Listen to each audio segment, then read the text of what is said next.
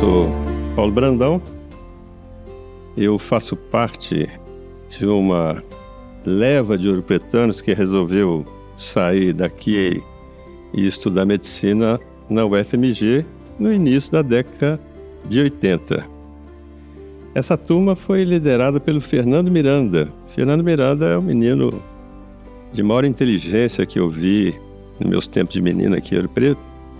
Ele saiu da escola técnica e foi direto aprovado no vestibular de medicina da UFMG. Nós ficamos empolgados com aquilo e também fomos no rastro dele, né? Então, a minha turma de médicos ouropretanos é constituída pelo Dr. Lucas Paiva Gomes, que é psiquiatra aqui em Ouro Preto, pelo Dr. Odilar, que é um pediatra renomado aqui em Ouro Preto, e a Márcia Miranda, que é dermatologista na cidade de Belo Horizonte. Então, nós saímos aqui no início de 80, nós então estamos fazendo 38 anos de formados já, né? Eu, assim que formei, fiz residência em clínica médica e depois me especializei em cardiologia e medicina intensiva. Nesses anos todos, a gente já chegou aqui em Ouro Preto, no ano de 89, já fazendo parte do corpo da Unimed.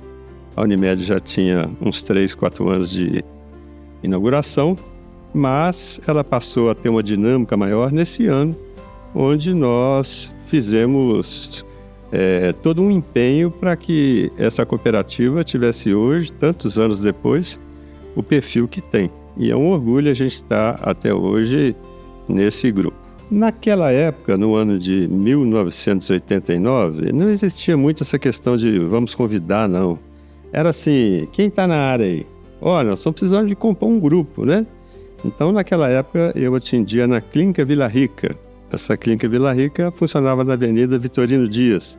E o escritório da Unimed era anexo à clínica. Eu acho que tinha uns 3, 4, 5 funcionários, né?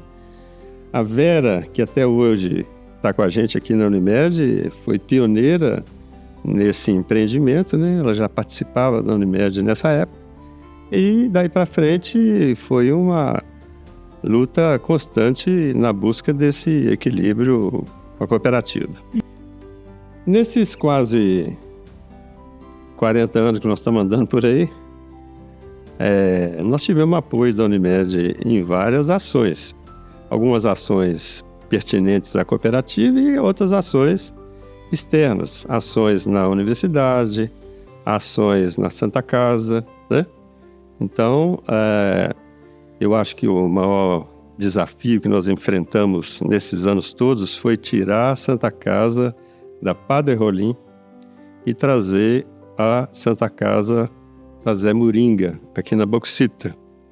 Na época, grande parte da população de Ouro Preto achava a Bauxita longe e achava que essa mudança não ia dar certo.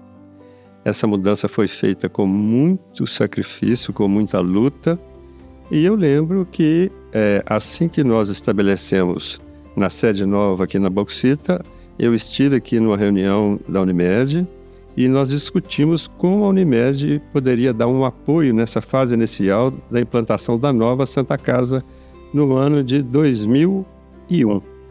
E a Santa Casa doou o primeiro complexo de abordagem crítica com paciente grave, que era constituído de um monitor, era constituído um desfibrilador e um aparelho de eletrocardiograma. Então foi uma doação da Unimed. Na época tinha como presidente o Dr. Antônio Carlos. O Dr. Antônio Carlos fez essa doação para a Unimed.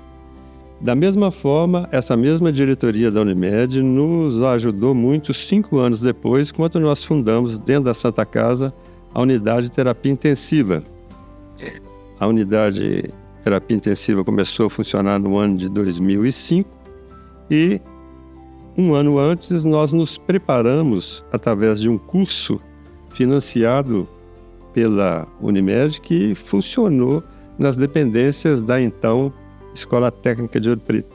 Então, esse curso foi muito importante, que preparou grande parte da turma dos profissionais que vieram a trabalhar dentro da unidade de terapia intensiva. Então, esse apoio da Unimed sempre foi muito claro, muito genuíno a essas questões que nós participamos. Recentemente também, nós coordenamos a vacinação contra a Covid, que aconteceu na UFOP. Nos envolvemos também com o Hospital de Campanha, que funcionou na fábrica de tecidos. E em todas as duas situações, eu várias vezes vim correndo aqui no Unimed pedir socorro, porque estava faltando uma coisa aqui, estava faltando uma coisa ali, e sempre tivemos apoio da Unimed nessas iniciativas que não eram próprias da cooperativa, mas que no trabalho e na abordagem junto ao Sistema Único de Saúde, nós sempre tivemos esse apoio por parte da Unimed. Eu acho que a melhor história que eu tenho em relação a esse prédio, particularmente, esse bonito prédio que nós da Unimed viemos a adquirir aqui no bairro Nobre da Bauxita, aqui na Vila dos Engenheiros, aconteceu mais ou menos no início da década de 90. Funcionava nesse prédio aqui um plano de saúde de uma empresa, e essa empresa, ela procurava dar a seu funcionário todo o atendimento ambulatorial e de urgência necessário, mas ela não se empenhava muito em apoiar a ação hospitalar quando esse paciente precisasse de uma ação dentro do município. Nós tínhamos, na época, simplesmente nesse prédio, uma ambulância pronta para deslocar esse paciente aqui para a capital, para um hospital de alto nível, né? E que parecia, na época, ser uma abordagem ótima. Mas, com o tempo, foi se mostrando que faltava apoiar a saúde hospitalar de Ouro Preto. No início da década de 90, se você fosse analisar Itabirito e Mariana, as populações dessas duas cidades tinham uma satisfação com o sistema hospitalar superior ao que nós tínhamos em Ouro Preto. Então, nós precisávamos de caminhar muito nesse sentido de prover a cidade com uma resolução maior. Então, eu, na época, mexia com o sindicato, era muito envolvido com essa questão trabalhista, e eu me manifestei contra o sistema adotado e disse, inclusive, para a administração que, no futuro, do jeito que eles estavam levando esse programa aqui, a Unimed ia acabar adquirindo esse prédio e se responsabilizando pelo plano de saúde dessa empresa, o que levou 6 anos para acontecer e acabou acontecendo, né? Então, hoje nós estamos instalados num prédio confortável. A gente vê em momentos de sobrecarga, como que nós estamos vivendo agora, que é a sobrecarga da dengue, a gente começa a achar que o prédio está pequeno, né? A gente tem visto pessoas aí na fila buscando um atendimento. Essas pessoas às vezes chegam aqui, se desesperam, correm atrás de outros pronto-atendimento e chegando nesses outros pronto-atendimento vê que a realidade não é muito diferente. Então a gente tem procurado formas de equacionar esse desempenho nosso frente a essas epidemias, como nós vivemos no tempo da dengue e como nós vivemos agora como nós vivemos no tempo da Covid e como nós estamos vivendo agora nessa epidemia da dengue, que a gente torce para já estar descendo a ladeira, né? Falar do futuro da Unimed, eu acho que a gente tem que falar do futuro da medicina, né? Nós estamos passando por uma fase de muita transformação. Eu acho que uma honra para a minha geração, quem viveu mais de 30 anos aí, é ter passado por várias etapas, várias fases onde o conhecimento humano foi levado de forma diferente. Veja você, vou te dar um exemplo. Em 1994, nós médicos começamos a pôr o computador dentro do nosso consultório. O pioneiro aqui na cidade de Ouro Preto foi o Dr. Zé Martim, que sempre pulava na frente em várias iniciativas, né? Em 1995, chegou a internet em Ouro Preto. Então você via como que a velocidade estava aumentando, você tinha que acompanhar o desenvolvimento dessas ações, né? Na década de 90 também nós tivemos aqui em Ouro Preto o encontro do Mercosul. E nós, da Unimed, nós tivemos que nos preparar de uma hora para outra para receber autoridades da América do Sul toda, presidentes de vários países, né? A Unimed ficou responsável pelo plantão. Foi uma correria que nós fizemos aqui, em termos de nos prepararmos no resgate, na ambulância, na UTI móvel. Isso ajudou também a dar uma dinâmica no nosso serviço. E as coisas foram andando. Você vê como as redes sociais estão desenvolvendo, como o Dr. Google tomou conta do pedaço, né? E agora, uma doutora, né? Que está aposentando o Dr. Google, ou está associada ao Dr. Google, que é a doutora Inteligência Artificial, né? O nosso cliente hoje, ele entra na internet, ele declarará o seu problema de saúde e já tem uma prévia impressão sobre a sua doença. E, frequentemente, o paciente chega no consultório já relatando a impressão da inteligência artificial sobre o quadro que ele apresenta. Esses últimos dias tem sido noticiado o crescimento do surgimento de robôs médicos. Eles estão juntando uma série de vias de inteligência artificial e criando um médico digital que você aciona e você conversa, e nós não sabemos onde que isso vai dar, né? Nós estamos passando por uma fase onde o número de médicos formados no Brasil aumentou de forma expressiva e talvez o papel do médico no futuro vai mudar, né? Os médicos antigos como nós, hoje nós já nos sentimos antigos, né? A gente, logicamente, tem mais dificuldade de acompanhar essa velocidade do que os meninos novos. Mas os meninos novos, provavelmente, eles vão se beneficiar mais dessa revolução que está sendo feita aí na área do conhecimento médico. Em termos específicos da Unimed, eu acho que a Unimed tem que acompanhar todo esse processo, né?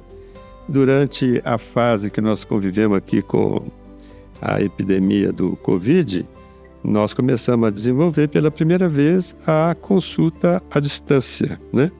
Funcionou no nosso serviço um atendimento médico onde a pessoa acionava e tinha uma abordagem médica que auxiliasse a condução do caso, para aliviar um pouco a questão da sobrecarga dos nossos pontos de atendimento médico. Então, para o futuro, eu acho que a Unimed realmente é uma ideia que só tende a crescer. O corporativismo, ele foi a chave de um passado e a entrada para o futuro. Eu acho que no futuro vai acabar essa coisa de médico ter seu consultório. Eu acho que em breve vai ser muito mais viável, ou em breve não, já está sendo hoje. Em vez de você ter o seu consultório, você se agregar na cooperativa igual a Unimed, nós temos aqui o centro de especialidades, você vem aqui, atende no centro de especialidades, o seu ônus com secretária, seu ônus com aluguel, com condomínio é muito menor do que na grande maioria das clínicas que nós temos na cidade. Então eu acho que no futuro a questão de cooperar vai ser vista como quase uma exigência para o exercício profissional. Um ou outro profissional que sobrevive sem atender a medicina que não pertence ao SUS e que não é particular, vai se manter, mas a grande maioria dos médicos da nossa região vai enxergar com mais objetividade e com mais clareza essa necessidade do trabalho em grupo. Eu gosto muito da história da medicina de Ouro Preto. Eu, quando atendo um paciente mais antigo e ele começa a contar os casos dos médicos mais antigos que passaram aqui por Ouro Preto. Eu acho que isso é um fato muito relevante, porque a gente, olhando o que passou, a gente consegue enxergar melhor o que vai fazer no futuro, né? Então, quando eles vêm contar os casos de como era a vida do Dr. Percival, como era a vida do Dr. Pedro, né? Como era a vida do Dr. Otacílio, como era a vida do primeiro cardiologista que nós tivemos em Ouro Preto, o Dr. Celso Machado, a gente vê que eles levavam uma vida muito mais sofrida que a gente leva hoje, e que às vezes a gente desespera, como foi recentemente aqui, uma demanda exagerada aqui no nosso serviço, e esses profissionais antigos chegaram em Ouro Preto, eles não tinham hora de trabalhar, eles trabalhavam de manhã, de tarde, de noite, batia na porta deles e eles estavam ali dispostos, prontos para fazer esse acolhimento, né? Então, eu acredito que em relação a Ouro Preto, em relação à região dos Inconfidentes, a gente tem que unir. Eu vejo com muito bons olhos a união de Ouro Preto, Itabirito e Mariana, a nossa irmã mais próxima aqui, que é Ouro Branco. Eu acho que Ouro Branco tem muito a contribuir com o nosso sistema. Eles têm lá um hospital que tem uma organização exemplar, um hospital aqui na região que é modelo, né? Apesar da cidade não ter uma população tão grande como nós temos por aqui, a cidade de Ouro Branco está colada na cidade de Lafayette, praticamente as duas representam uma força só. E eu acho que a nossa aproximação da região dos Inconfidentes com a cooperativa dos Inconfidentes, com essa cooperativa que está próxima à nossa região, Congonhas, Lafayette, Ouro Branco, tem muito, e até São João del Rei, tem muito a favorecer no desenvolvimento do cooperativismo. Eu acho que isso é o futuro aí para a saúde das cooperativas da nossa região. Bom, a importância da Unimed na minha vida é que, quando eu formei, eu queria ter um consultório onde eu onde eu avaliasse um paciente, pedisse um exame e ele pudesse fazer aquele exame, né? Eu comecei minha vida de médico na cidade de Itabirito.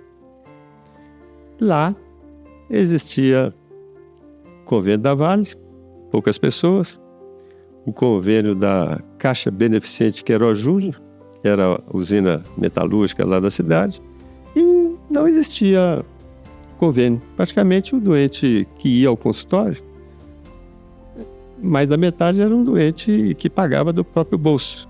E muitas vezes esses doentes iam consultar e não tinha condições de fazer um cateterismo que eu pedia, que custa hoje 5 mil, 6 mil nos grandes hospitais em Belo Horizonte. Então, a abordagem médica ficava limitada, né? E eu percebo que a cooperativa, ela, desde que eu comecei a atender pela Unimed, ela me permitia pedir um exame, o indivíduo fazer aquele exame, o indivíduo voltar na outra semana, né? E sem aquela preocupação de dizer que eu limitei a abordagem, não só do ponto de vista da propedêutica do exame, mas também a abordagem da terapia. O que foi criado aqui dentro do prédio da Unimed, que é esse centro de atendimento, melhorou muito a nossa vida de consultório. Tem umas pessoas que às vezes não entendem muito bem as vantagens desse centro de atendimento.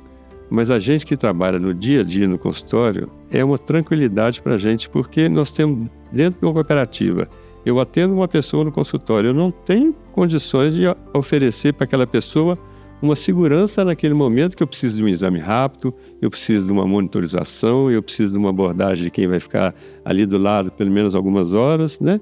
E ter essa referência do centro de atendimentos da Unimed, como a gente tem também a referência da Santa Casa, mas desafoga muito a Santa Casa e cria para a gente uma condição de trabalho mais tranquilo.